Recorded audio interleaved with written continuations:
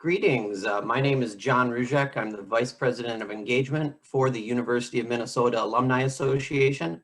Welcome to today's webinar, a COVID-19 conversation with public health experts from the University of Minnesota's School of Public Health. And thank you to all of you who are joining us live and online today. Should be a very good discussion, and apologies in advance that I'm broadcasting from my home, but I think everybody else is at their home, and so we'll make the best of it as we go along here today. So first, I just want to say thank you to the members and donors of the University of Minnesota Alumni Association who make online initiatives of the Alumni Association possible. And if you'd like to learn more about the Alumni Association, you can visit umnalumni.org. We have some other upcoming webinars here in April, and actually next Monday and Tuesday, some good ones on April 13th. A faculty member from the College of Continuing and Professional Studies, along with the School of Social Work at the University of Minnesota, will be talking about adult children who are caring for aging parents during this time of COVID. And then also, we will have on April 14th, a faculty member from the medical school talking about the mental health toll of COVID-19 and how you can all take care of yourselves and one another. So if you'd like to learn more about those upcoming ones, you can see those at umnalumni.org/virtual. Also, a very big shout out and thank you to the School of Public Health at the University of Minnesota. This week is actually National Public Health Week. And so in the midst of one of the most challenging public health crises of our lifetime, it's more important than ever to celebrate public health. And this year's National Public Health Week's theme is looking back and moving forward. And today is the first day of the annual celebration as far as recognizing National Public Health Week. We did not try to coordinate the webinar for this date, but it's serendipity at its best. So thank you to everyone, faculty, staff, alumni of the School of Public Health, because we're really appreciative of your efforts, and you're going to be hearing from 3 of those faculty members later this webinar. Just a quick thing on using Zoom. Many of you have logged in. If for any reason you'd like to switch over to a telephone option, you can dial 646-558-8658, and then all you have to do is enter that specific webinar ID that's listed there for this particular webinar. Questions and answers are welcome, and you can use the Q&A button on your space bar to ask a question. I will admit we will probably have way more questions than we're going to be able to cover. We will try to do our best, and because we know the topic is of interest to folks. So I would now like to introduce the 3 faculty experts from the University of Minnesota School of Public Health who have joined us for the webinar today.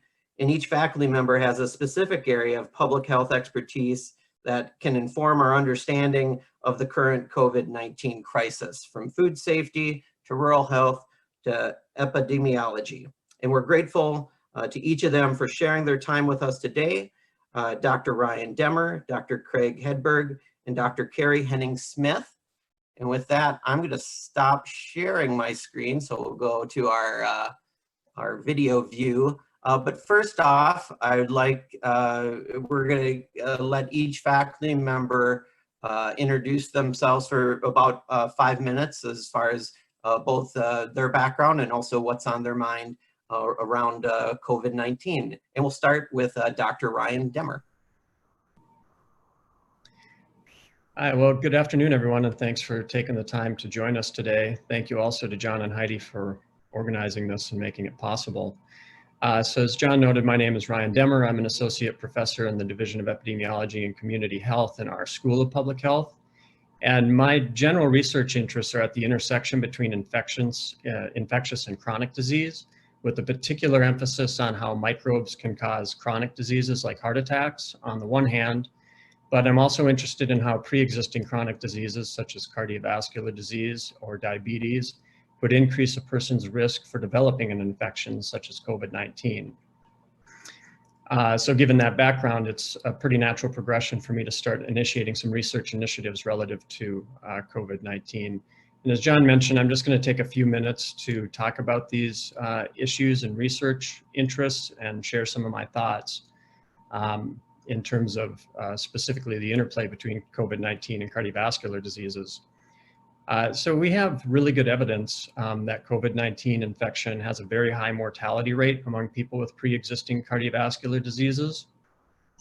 Some of the initial reports from China and Italy, for example, suggest that as high as a 50% mortality rate occurs among people infected with COVID-19 who also have coronary artery disease, for example. So that's 1 in 2 individuals, which is extremely high. And the reasons for this are not well understood, unfortunately, at the moment, but there are 2 possible speculations, which I can say a few things about. So the first just has to do with an elevated inflammatory response. We know inflammation is an important part of the underlying pathophysiology of cardiovascular disease. And in the presence of a potent immune stimulus, such as COVID-19, the ensuing immune response can simply overwhelm the system in people who are already compromised. It can lead to the rupture of atherosclerotic plaques, it can cause arrhythmias, and otherwise lead to poor cardiac function, leading to heart attacks and even heart failure decompensation. So that's one reason. Another reason that these individuals could be more susceptible, and this is far more speculative, but there's a lot in the media about it, is the use of certain cardiovascular medications that have the potential to increase risk of infection and possibly increase viral load, make the infection actually worse. This is a very conceptual idea based on our knowledge about the biology of COVID-19 infection as it relates to the mechanism of action of these cardiovascular drugs. So it turns out that the biological targets of these medications is quite similar to the cell surface receptors that SARS-CoV-2, that's the virus that causes COVID-19, uses to unlock the door to our own human cells, get inside those cells, replicate and perpetuate infection. So as a result, the thinking is that the use of these medications might actually make it easier for the virus to infect and replicate, and therefore make the disease actually worse in individuals on those medications. However, I don't think we should be too fearful of this at the moment. To date, there is not strong evidence that this is actually true, despite the underlying biological plausibility. And much more importantly, we already know that cardiovascular disease has been the leading cause of death in this country for about a century. So as a result, the risk of death related to stopping a medication known to be effective in preventing heart attacks and strokes is a much greater threat to public health at the moment than any hypothetical risk related to COVID-19 infection. So the upshot is that at this time, there are no recommendations to stop use of these specific medications, and your best advice is to be in contact with your primary care physician and follow the advice that they give you. So what I just talked about was a brief overview of some direct effects of COVID-19 on cardiovascular disease. I also wanted to mention the indirect effects that could significantly impact people who never even become infected. And the key issue here is that in the United States alone, a heart attack occurs every 40 seconds. It results in over 800,000 heart attacks annually, and that's just focusing on one particular form of cardiovascular disease. And there's no reason to believe, and we know for a fact that these events unfortunately won't stop during COVID-19, and there's good reason to believe they may actually accelerate. And some of my colleagues will talk about some of the reasons that could be true. And for this reason, we want to make sure that we control the spread of the infection. We've all heard the phrase flatten the curve repeatedly in the last several weeks. And one of the main reasons we want to do that is to prevent hospitals from becoming overwhelmed so that they can't deal with not only COVID-19 patients, but sort of patients suffering from other non-COVID-19 illnesses, such as heart attacks. So finally, on that note, I just wanted to say a few things about a project I'm starting to help us better understand the control of COVID-19 that hopefully will help us to flatten that curve. So the project is going to look at testing asymptomatic healthcare workers for the carriage of SARS-CoV-2. And by asymptomatic, I simply mean people who don't look or feel like they're sick yet. They have no signs or symptoms of illness. And we believe that asymptomatic carriage is really important because it's now known that the virus can be transmitted even when you don't look or feel ill. And early data suggests that up to 50% of transmission is from someone who appears to be healthy. So in the average person, it might take 5 to 7 days for symptoms to develop. And you think about healthcare workers, they're coming into constant contact with potentially infected individuals because of their service on the front lines in this pandemic. So that puts them at increased risk of becoming infected, and then they can't socially distance. So they're coming into contact with many other people through that approximately 1 week asymptomatic period, increasing the chance that they're spreading to others. So we hope results from that study will help inform the infection models and maybe help us do better testing in healthcare workers to reduce that risk. So I'll stop there and pass it on to my colleague, Carrie. Thank you. Thanks, Brian. I am also really happy to be here today, and I have a feeling that you'll get from the three of us a flavor of how varied and how interdisciplinary public health is, which I love, and it also means that we can address COVID-19 issues from a range of perspectives. So I think that will come across. I'm an assistant professor in health policy and management here in the School of Public Health. I'm also the deputy director of the University of Minnesota Rural Health Research Center. My research interests are largely in health policy and health equity. Within that, I focus on rural health, and I focus a lot on emotional and social well-being. So I focus a lot of my work on social isolation, loneliness, mental health. And because of that, COVID-19 feels as though it's hitting my research head-on in two very particular ways. One, through rural health, and two, through this sudden discussion that everyone is having about isolation and loneliness and what it means to not be with one another physically. So I'll take just a couple of minutes to talk about both of those research areas and where I see COVID-19 intersecting with them. First, for rural health, rural areas are not yet really experiencing the worst of this epidemic, this pandemic. This has been hitting big metropolitan areas first, places like New York and Seattle and New Orleans. That said, it appears to be only a matter of time before we see the spread infiltrate into rural areas across the country. It's starting to happen. I worry it's going to continue to happen and only get worse. Rural areas have some advantages in that people, just by definition, don't live as close to one another. They're a little more spread out physically. So the social distancing is a little easier in rural areas, but they have a lot of challenges, a lot of disadvantages as it comes to fighting this pandemic. For one thing, rural areas have much more constrained access to health care. Rural hospital closures have been a focus of media attention for several years now. We know in the last 15 years, 170 rural hospitals have closed across the country. There's no indication that that trend is going to stop anytime soon. And in fact, just last week, I saw the news of the first rural hospital closure that was attributing their closure to COVID-19. It was a hospital in rural West Virginia. And because rural hospitals are being asked not to conduct elective surgery or even routine procedures, routine visits to keep their healthcare workforce and their patient population safe, which is good practice, it means that they're missing out on valuable income that they rely on. Many rural hospitals are just barely on the margins of making it from day to day or month to month. So the healthcare capacity is reduced, it's limited in rural areas. Rural areas also have different economies, different industries. Rural areas have recovered less quickly from the Great Recession that we had just over a decade ago. I worry that they have a less robust infrastructure to handle whatever might be coming economically down the pipe for this. And people in rural areas tend to work in different jobs than people in urban areas. In many places, it's harder to work remotely. I'm working from my home right now and I'm able to do that. I have a job that accommodates it. I have great access to broadband internet. That's not true in all rural places. It can be really hard for people to work remotely if you're working in agriculture or mining or manufacturing or another job that doesn't translate to the home setting. can also be really hard if you don't have reliable access to broadband internet.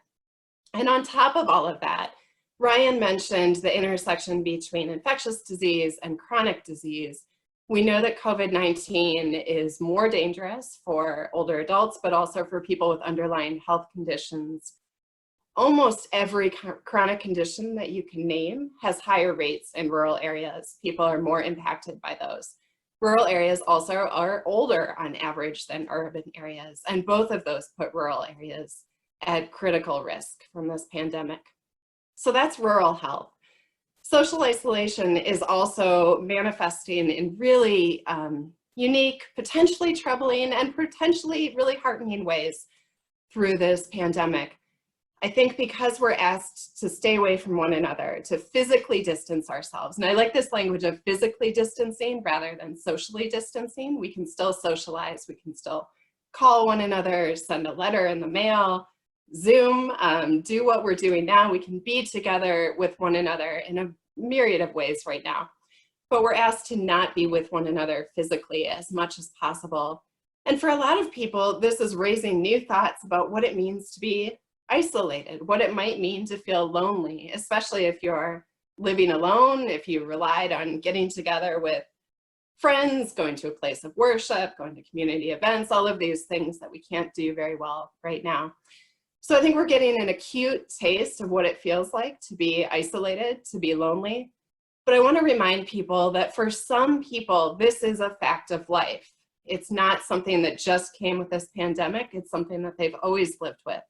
My hope is that because we're all getting a little taste of this, we can appreciate how important it is to address social isolation and loneliness and community connectedness for everyone once we emerge from this pandemic. I'm going to stop with that and pass it along to my colleague Craig, but I look forward to our discussion today.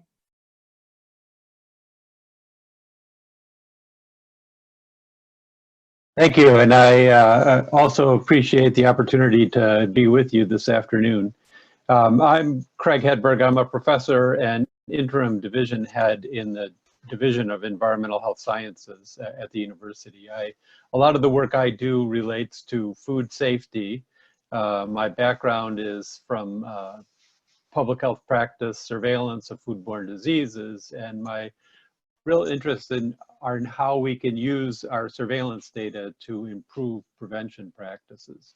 And that's a lot of what's going on right now in terms of COVID-19 as we try to understand what's driving this pandemic and translate that learning into better prevention and control practices.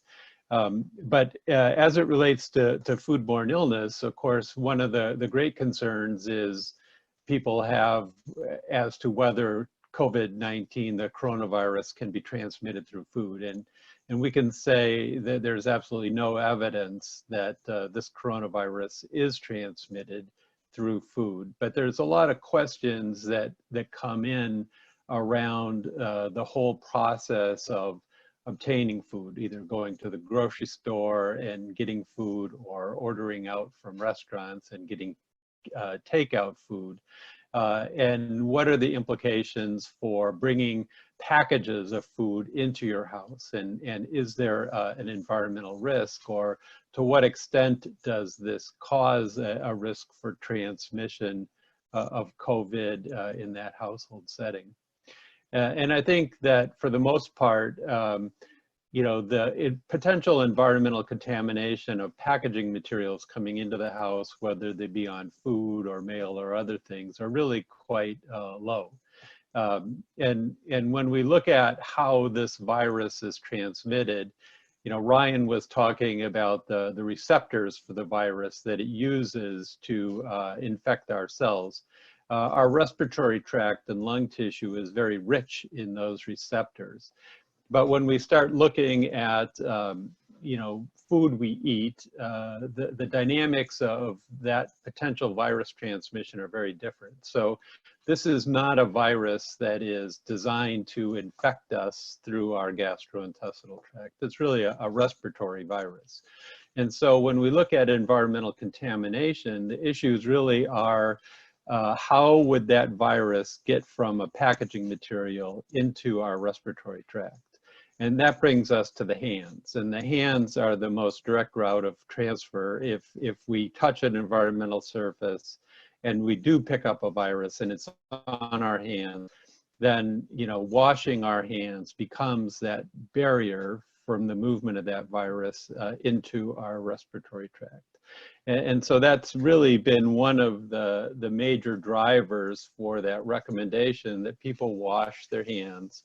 And so if you're out at the grocery store and you're buying food and you bring packaging back into your household, really washing your hands after you handle that packages and before you go to prepare any food or do anything else is your best prevention measure from that standpoint.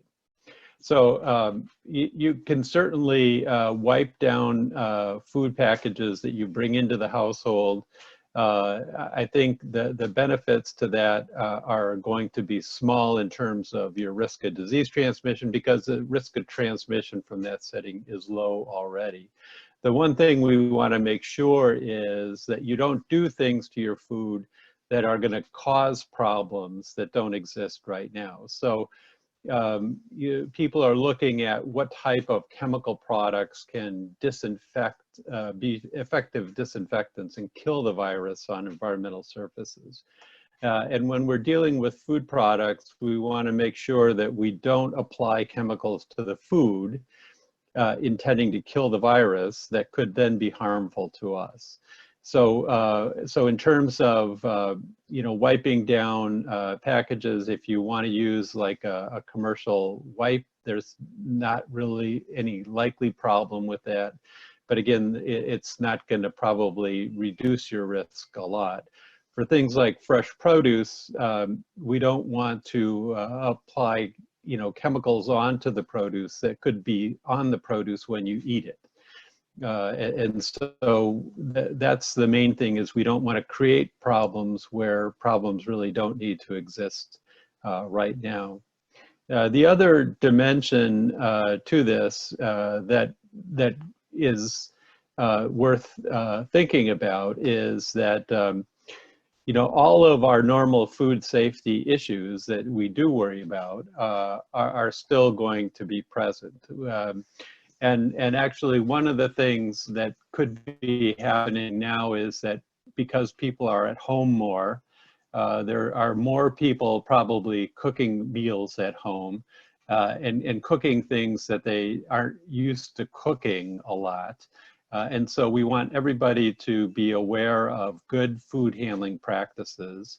And this is really an opportunity, I think, for everybody to study up on how to prepare foods properly, making sure that we're cooking our meat and poultry products, that we're not having cross-contamination of raw food products from of the ready-to-eat products from raw, and that we have good sanitation and hand washing in our food preparation areas as well, because we don't want to see an explosion of foodborne illnesses because people are handling foods in unsafe manners in their own home. So I think those are some of the issues that we've been dealing with on my end, and I'd be happy to answer questions. All right. Well, thank you so much for just the brief updates. We had a lot of questions submitted in advance, and I know a lot of people are submitting questions through the Q&A button here on Zoom. So continue to, if you do have questions, please submit them on the Q&A button. The one thing I did skip over that I'm just going to share again is School of Public Health. I did a quick short link, z.umn.edu/SPH April 6, and that goes to the School of Public Health Strategic Initiatives page, which covers quite a bit on COVID, has a link to a great podcast series that they've just started doing. I think there may be 3 episodes in, that is really, really informative, and then also connecting back to the Infectious Disease Center as well. So if you haven't checked that out, it's also listed z.umn.edu/SPH April 6. Otherwise, Google School of Public Health, University of Minnesota, also University of Minnesota Alumni Association has landing pages, which is consolidating a lot of U-wide stuff as well. So in that vein, I'd like to just first, because we've gotten a few of these questions, is there's lots of different news sources out there, different things on social media. When you look at kind of just assessing where the best news or websites, as far as just assessing the basics or the changing nature of COVID, what are the websites that you rely on? And I'll start with Ryan. So I rely on the CDC's website. I rely on the Minnesota Department of Health website for good factual information about basic things like masks, hygiene, and what the numbers are. I've also looked to the Johns Hopkins website for their case counter, if people are interested in looking at that. Yeah. All right. I second all of those, and also want to put in a plug for all of my colleagues at the School of Public Health. Beyond the few of us that you're hearing from today, we have some experts who are doing incredible work. Dr. Eva Enns is helping with a lot of the modeling, or leading some of the modeling that's informing the state level decisions here in Minnesota. Dr. Mike Osterholm is a leading infectious disease epidemiologist and is a real important voice in all of this too. I think you can hear both of their voices in the podcast series that you just mentioned, John. One thing that came up and obviously started changing late last week was the CDC's recommendation that folks wear masks out in public. And so we've had a handful of questions just as far as just with questions about why that recommendation was made by the CDC and how that might help flatten the curve. Carrie, would you be willing to take that one? Yeah, I wish we had Craig here for this one. I think he just dropped off, but we'll try to get him back. Yeah. So my understanding of this is that it's meant to help prevent you from spreading those droplets that we know contain infectious material. And really, I believe many of the cotton masks are less about protecting you from infection, more from protecting your risk of infecting others. Ryan, do you have thoughts on that too? Yeah, I believe the current recommendation is for non-surgical grade. The big thing we want to avoid is people getting a false sense of security that if they wear a mask, they're fine, and they stop the physical or social distancing, which is the #1 thing we can do right now in the short term. That's, bottom line, physical distancing or social distancing is the way to go.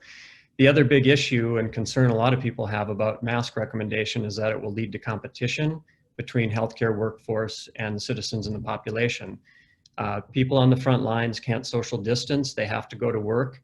I'm in communication with a lot of local clinicians, one in my neighborhood, and he said that if they were able to use proper PPE, which they can't right now because there's such a short supply, they would be out of PPE in a day. So we really have to avoid any sort of competition in that regard. And the other thing you'll hear about face masks is it's a little bit of a mixed bag from time to time, because what it does is it encourages people to touch their face more often, which can be problematic also. And Craig, we were just talking about face masks. I don't know if you wanted to say anything about face masks and the recent recommendations. Yeah, I'm sorry I lost my connection for a minute here. But no, I think the issue with face masks, particularly some of the homemade cloth masks that people are recommending, they don't have a really good efficacy at reducing the spread of virus, but probably in some settings, they may reduce the amount of virus that a asymptomatic person, is shedding. So there probably is some basis that if everybody out in public we're wearing these things, it might reduce the potential virus load.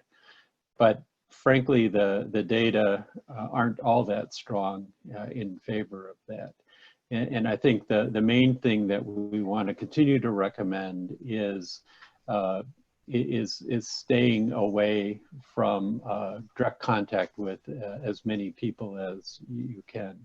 That physical distancing in public settings is really where the gain is in reducing transmission from this virus. Mm-hmm. John, can I say one more thing real quick? Absolutely, go ahead. Linking the face mask thing back to trusted sources of information. Carrie had mentioned Michael Osterholm, which I'm glad she did. And he leads the Center for Infectious Disease Research and Policy, or CIDRAP. They have a very good website that's loaded with great information, factual information, real time. And I think they also have some information on face masks. So that's a good resource. Mm-hmm. Here's one question that we were talking about, like as far as like websites and Minnesota Department of Health, the CDC, but just as far as kind of the state's kind of response to COVID, I think in some of the pre-calls before this webinar, we were talking a little bit about if the Minnesota Department of Health is planning to do any tracing of the disease in the population, or how that might be unfolding. And I can't remember, Craig, was that in your area? I forget. Well, I think the Minnesota Department of Health obviously has been doing follow-up with all of the cases that are being reported.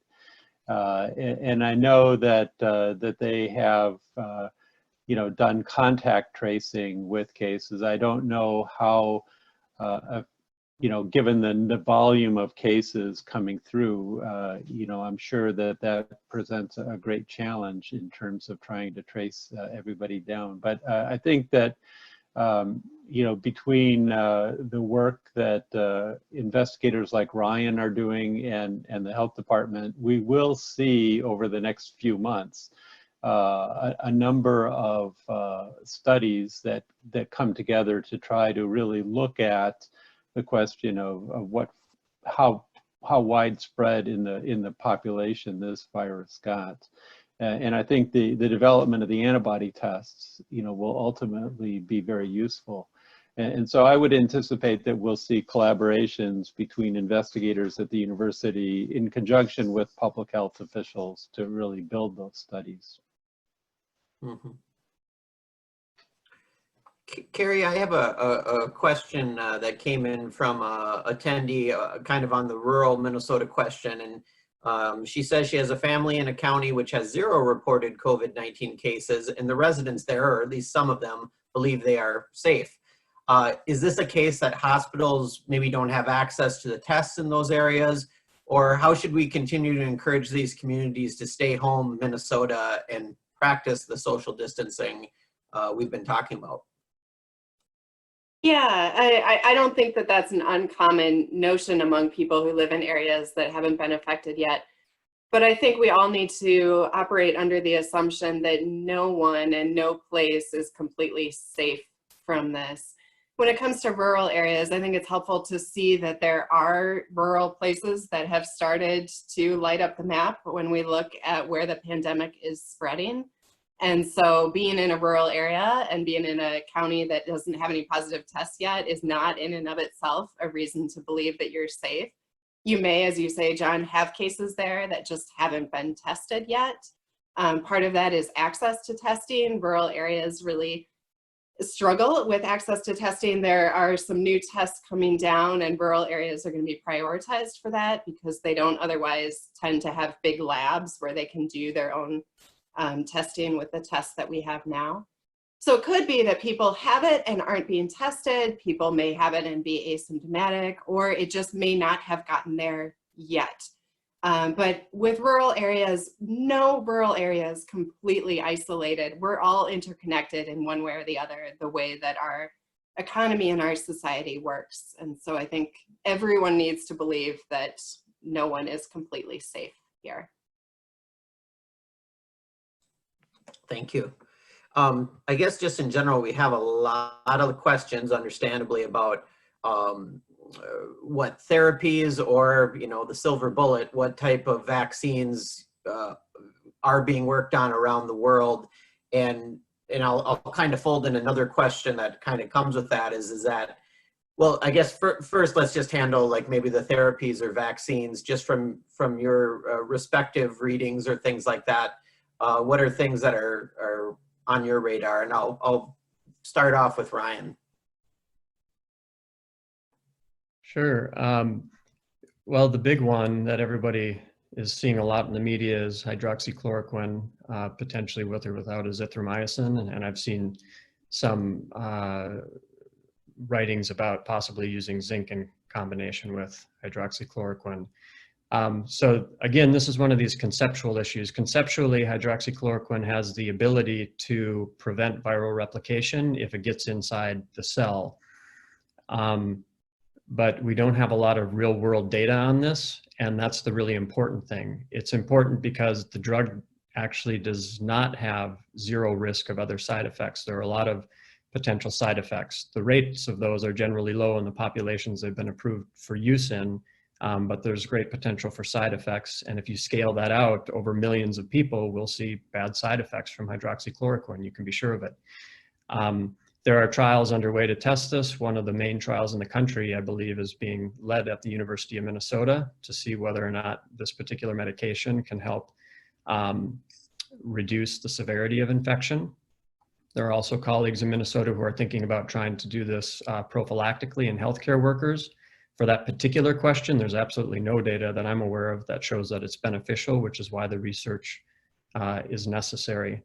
There was one study in France that was published recently and looked at this question, and Craig and I were talking about this the other day, and I think both kind of felt that the results were not very encouraging. The overall mortality rate in that study was right in line with everything we've been seeing, so it didn't seem to have reduced mortality, and there were some potential problems with the methods in the study in terms of who were included and excluded from reporting. So I think right now the best thing we can do is socially isolate and wait in regard to that medication. And vaccines are 12 to 18 months down the road, so that's not going to be a quick cure for us. I'll maybe stop with that, see if others want to interject.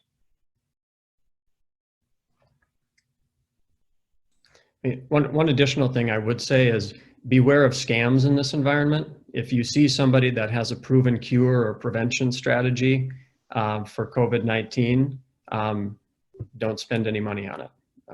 None of that is really out there.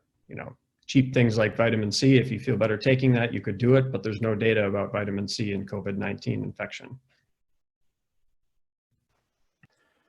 Yeah, I would just, add the, with the vaccine development, it's important that it be done properly, and that, the very first studies of the first vaccines being developed are starting to happen, and those are safety trials. And basically, it's a matter of administering the vaccine to a few people just to make sure there aren't any big problems that exist with that. But then, really the process of doing studies that demonstrate that the vaccine is safe and effective when used in large populations, those are obviously difficult studies to do that require a lot of subjects. And we have groups at the university here who are working to coordinate studies like that so that we can have good data.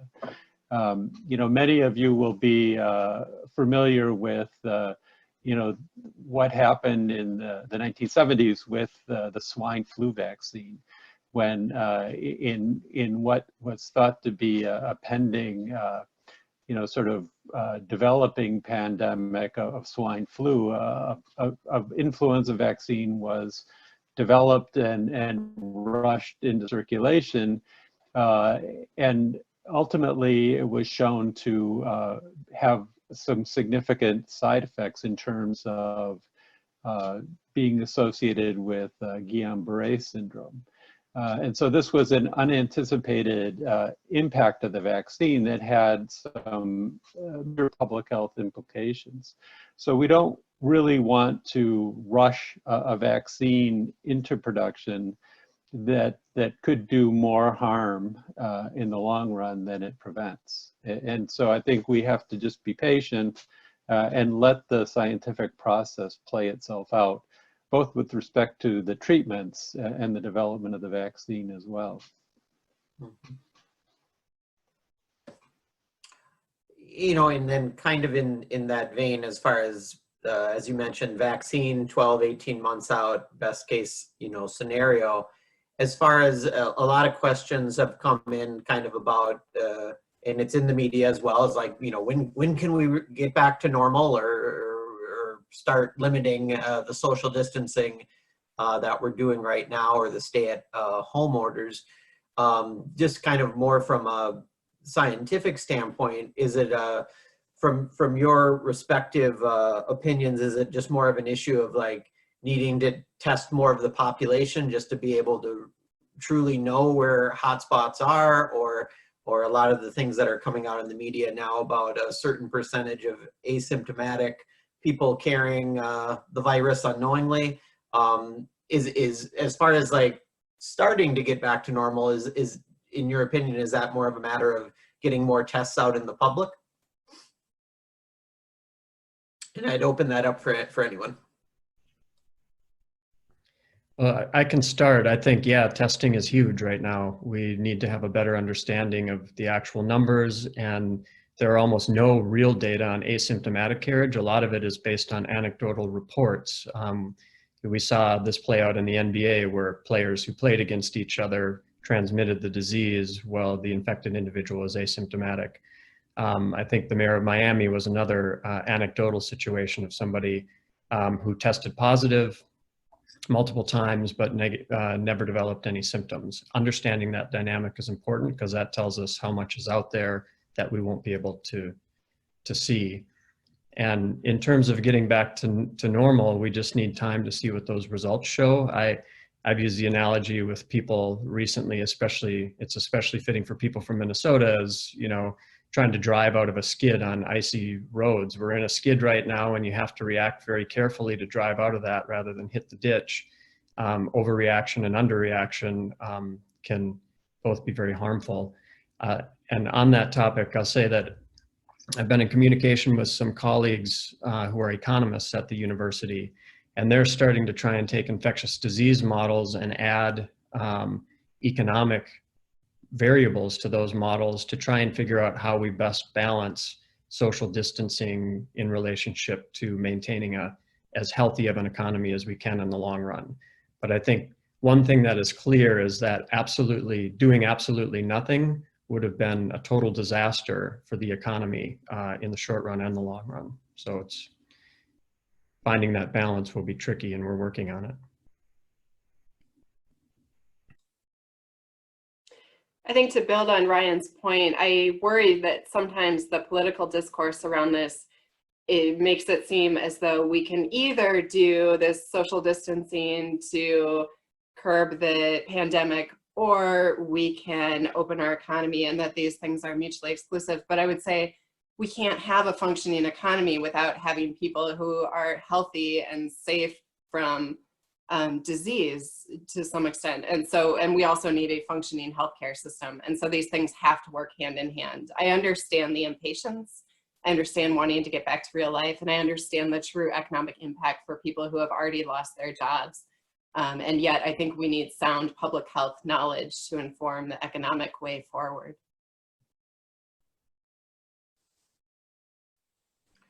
Carrie, I'm gonna tee up a question for you, as far as a listener asks if you have any recommendations on organizations or resources that you've been seeing as far as that can help counter the negative effects of social isolation and loneliness, whether rural, urban, suburbs. Are there any organizations that you look to as far as kind of either tips on breaking down that social isolation? I'm going to give a two-part answer. The first part is just this immediate feeling of loneliness and isolation that many of us might be experiencing from having to not do all the things that we're used to doing. And for that, I think there are an unbelievable number of resources if you're able to get online and you can see all of these things where people are doing fitness classes via Zoom and happy hour via Facebook Live or Zoom, or social media and media platforms are clearly doing well in this context. But I think there's a lot of creative ideas out there. It's been really, really fun to see the way that people have engaged with technology. And so I don't think that you need to go to any one organization to see best practices for that. I think you can simply turn to just about any organization that used to operate in the real world to see what they've done to pivot to the virtual world.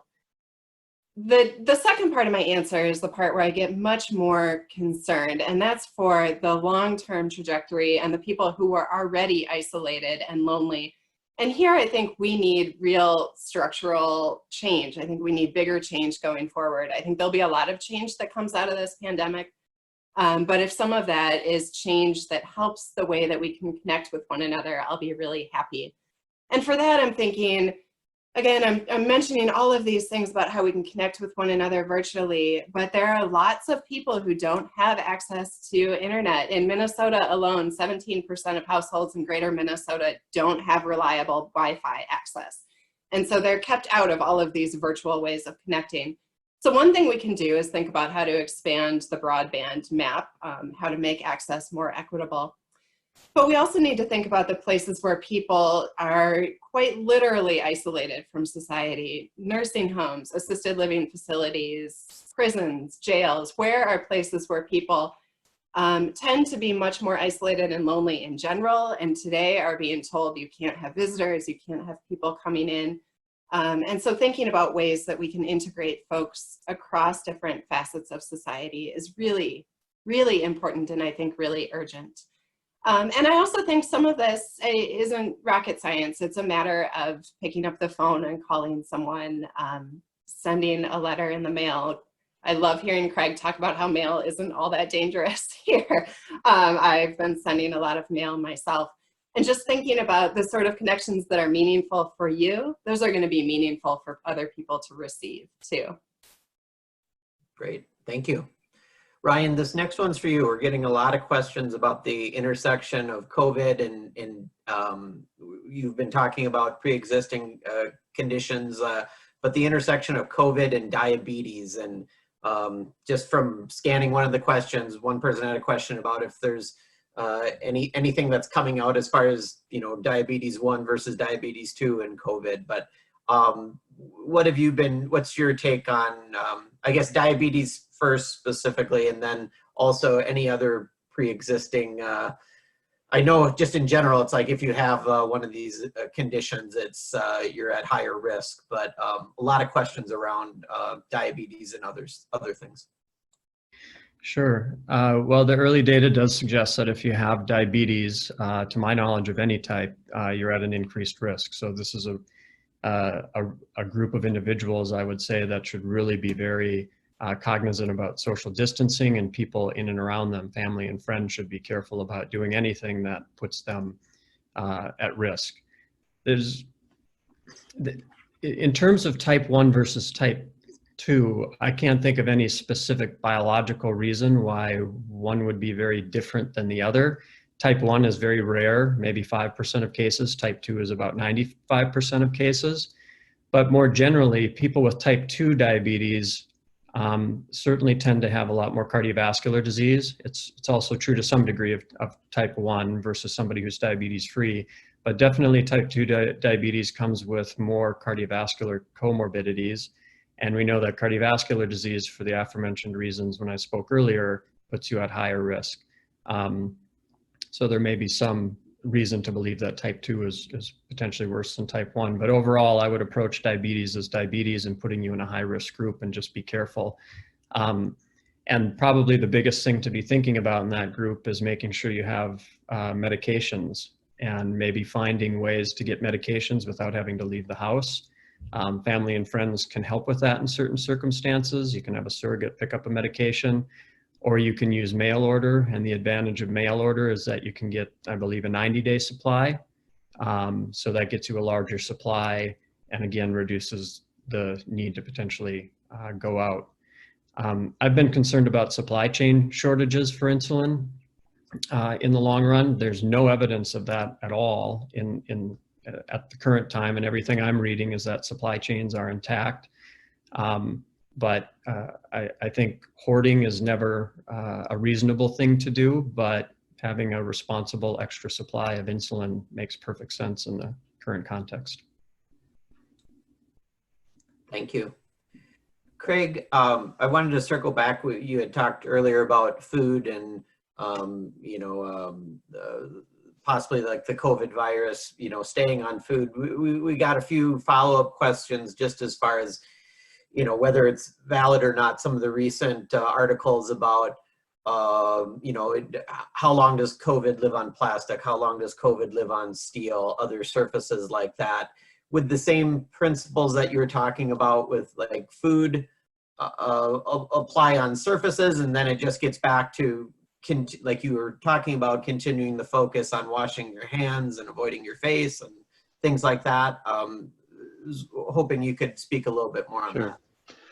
Well, with viruses, viruses aren't living in the way that we typically think about a lot of things as being alive. The virus itself is a genetic material surrounded by its little coat, and it may persist, but it doesn't actually do anything until it gets attached to a living cell that it can then enter and then begin to take over the machinery of the cell to reproduce itself. And so again, when we think about environmental contaminants, we have to think about how is that virus getting from that surface into a tissue that it can cause an infection from. So there are a number of studies where they have demonstrated the persistence of viruses and infectiousness of viruses over a period of time. But again, the key issue is, what does that really mean in terms of transmission? So in some studies that have been done, where they've gone in and tried to look at maybe some re-aerosolization of the virus. So you have a contaminated surface, and then what is the possibility that the virus, sort of can be blown off of the surface up into the air, where then you could subsequently breathe it. Typically the places where they've found aerosols with virus off of contaminated surface have been in settings like in a changing room in a hospital, where people have been working around patients with coronavirus, and then they are taking off all of their protective gear. During the act of disrobing from the protective gear, they may be putting virus out into the environment. But that's a very limited and special setting. And probably, the cruise ship situation is a very unique setting as well, where you've got many, many thousands of people in a very small space. And in a setting like that, where you have a lot of people repeatedly exposed to environmental surfaces, the potential for environmental contamination, could be increased in that setting. But when we're talking about sort of exposures to environmental surfaces that may be very,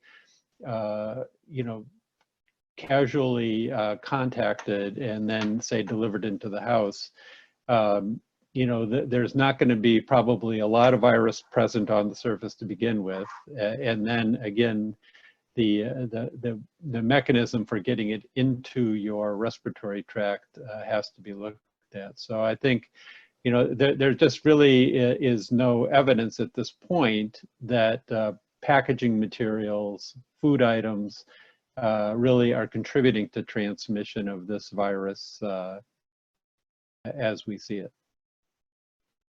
Thank you. And I think one kind of larger question for the group, maybe from the literature that you've been reading is, do we understand the role of recovered individuals in building herd immunity to COVID-19, and any thoughts on antibody testing?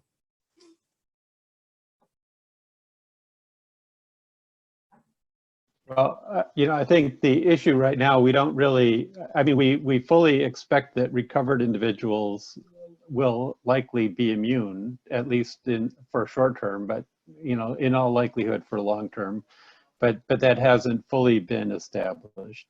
An antibody as a marker that you have been infected and responded to the virus is traditionally something that is used as a marker of protection.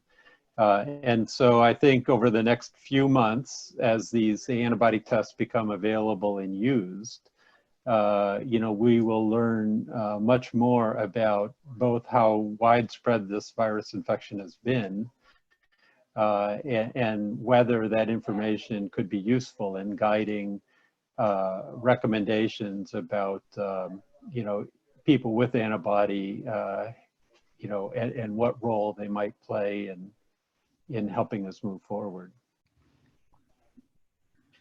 I would, Craig summarized it very nicely, and I would just add that in the short run, I don't think these tests are of much value to the broad public. I was speaking with a journalist in LA recently, and they have some antibody tests now available through certain health systems for $250 a test. And, you know, not everybody's going to be able to easily go out and buy that test, especially if you have a large family and you want to get your whole family tested. In the current situation that they're in with social distancing and a lot of stay-at-home orders in place, it doesn't matter what your result is. And we know almost nothing about false positive, false negative rates. So even the result of that test does not necessarily yet give you great confidence in whether you do or do not have the infection. In time, it will probably change, as Craig was saying, where it will become very important. What I'm curious to watch for is how do we handle the mass production of many different kinds of antibody tests that aren't always going to give us the same answer to the same question. There are dozens of of businesses trying to produce them right now, and a lot of university laboratories as well, but there's not a lot of concerted effort so that people are trying to produce a test that will give us the exact same answer.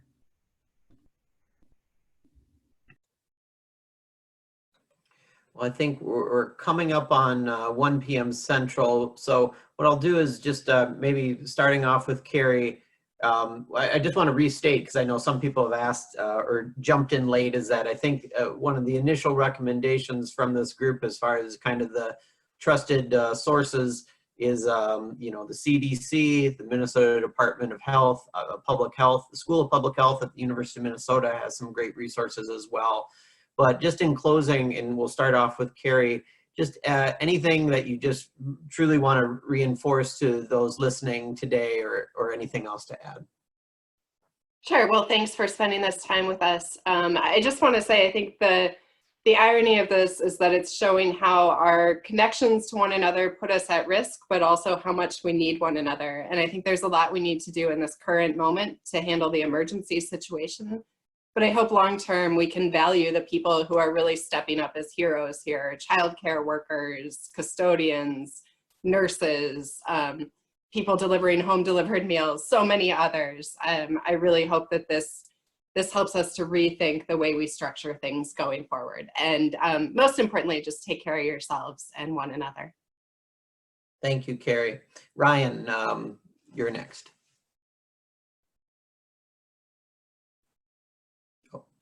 Sorry. I think an important issue is to be flexible as we go forward. This is unprecedented. There are some things we know very clearly that we need to do in the short run, but this has been changing moment to moment ever since the beginning, and that's going to happen for a while. So I think bear with public health professionals and scientists as they try and help chart the course, because things will change over time for good reason. That's not necessarily a reflection of poor information. It's a reflection of the changing dynamic of the pandemic. And Craig? Yeah, no, I think there have been a lot of good things come out of this in spite of all of the bad thing. And as Carrie said, you know, sort of a new appreciation for sort of what we are risking losing will help inform the investments that we make as a society going forward. I do want to especially call out, though, the great collaboration between the university and the state of Minnesota, the Minnesota Department of Health, and all of the work that has been going on jointly behind the scenes to help really, you know, provide for a foundation for the recommendations that are being made in the state and how to move forward. And I really appreciate the work of the governor and the commissioner of health in really being that strong and credible voice for how we move forward with this. Thank you so much. Thanks to each of you for taking time out of your busy schedules to join us for this webinar today and take questions from our audience. I know, especially to those who submitted questions, lot of questions. So we tried to get through as many as possible and kind of cover the big buckets. But this will be informative just because I know our colleagues at the School of Public Health want to know what's on people's minds as well. And so this will help as far as the information that the University of Minnesota can put out there in the future as well. I am going to just share one last time the screen that has the vanity link to the School of Public Health page, z.umn.edu, SPH April 6. And just want to thank each of you, our panelists, but then also our alumni, students, friends of the university for joining us online today. My name is John Ruszek with the Alumni Association. Thank you. Hope to see you on a future webinar, and be well.